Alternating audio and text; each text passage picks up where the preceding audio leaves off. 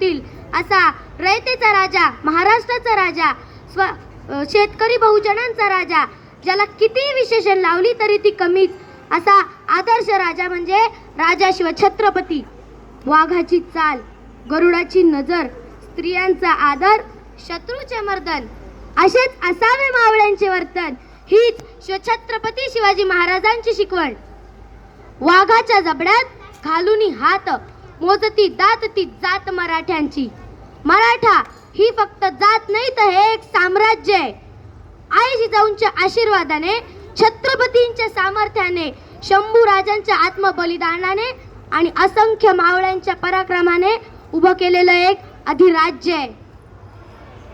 अरे नुसता अभिमानच नाही तर गर्व आहे मला मी मराठी असल्याचा. कोणी विचारले तर कॉलर ताट करून सांगा मराठी या शब्दाचा अर्थ काय. मरेपर्यंत राजाच्या सेवेसाठी ठेवलेला जगदंब जगदंब.